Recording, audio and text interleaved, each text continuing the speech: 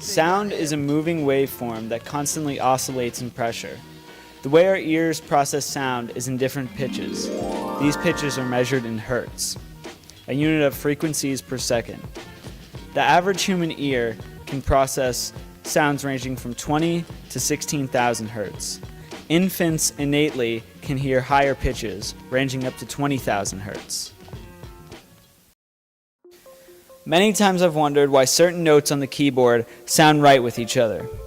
Why a C sounds good with a G, and why an A doesn't necessarily sound right with an A sharp. The answer lies directly within mathematics. Each note in music has an individual pitch. The note in the middle of the piano, also known as middle C, has a frequency of about 262 hertz. Its wavelength in centimeters per second is 132. The G above middle C, otherwise known as the perfect fifth, has a frequency of about 392 hertz and moves at about 88 centimeters per second in wavelength. The wavelength graph on the screen shows the differences between a C and a G, and it shows them being played at the same time.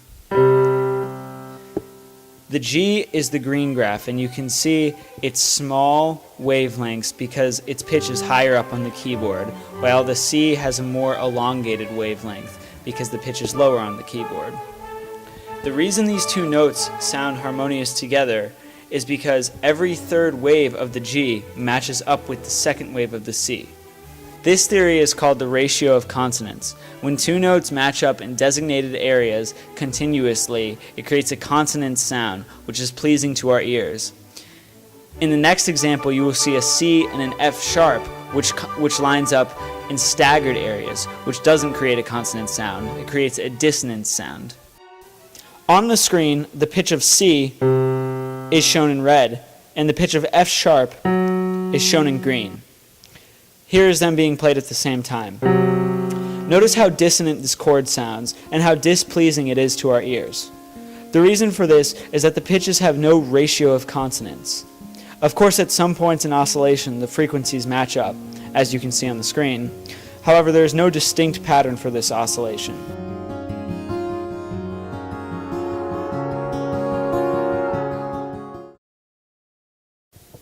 Atonal music, a type of composition that has become increasingly popular in the late 19th, 20th, and 21st century, is a form of music that lacks a certain key, or for non-musicians, a ratio of consonants.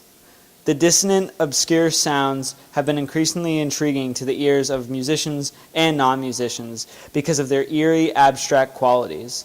Bela Bartok, a quintessential atonal composer, composed 6 string quartets, all in atonal style. Here's an excerpt of the first movement of his 5th quartet.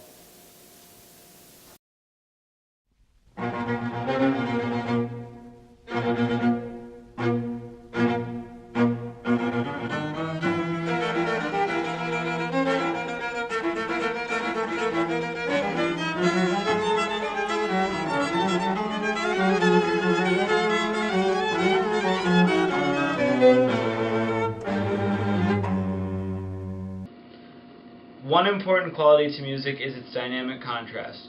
One way an artist can emotionally convey an idea is through drastic changes in the volume of a piece.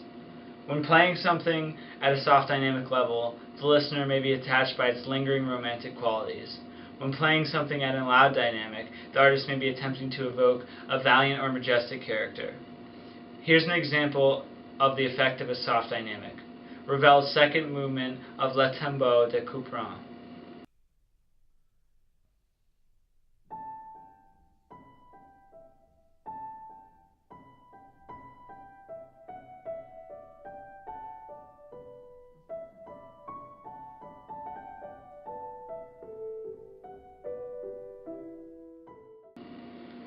Now to contrast, here's a large dynamic, the climax of Chopin's 4th Ballade in F minor.